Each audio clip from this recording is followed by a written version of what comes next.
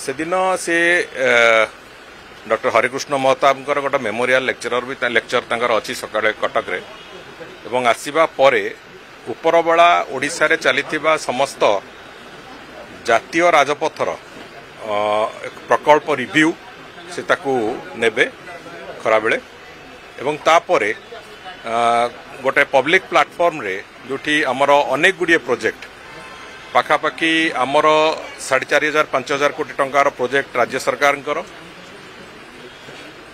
एवं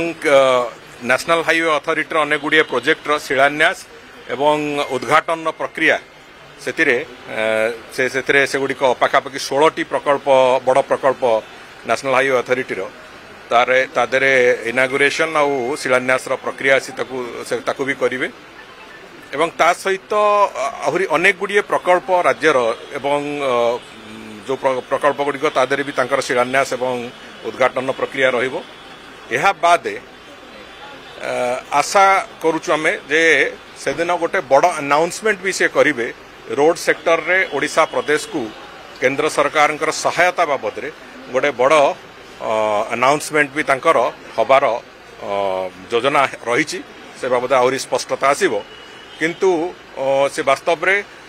जो double engine सरकार जो परिणाम ओडिशार रोड सेक्टर को डेवलप करबा पई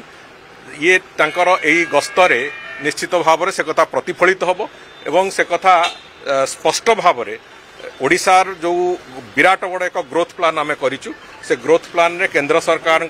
सहयोग केंद्र सरकार दिग्दर्शन संपूर्ण भाव में कोभली अच्छी से कथा एथिरे स्पष्ट प्रतीयमान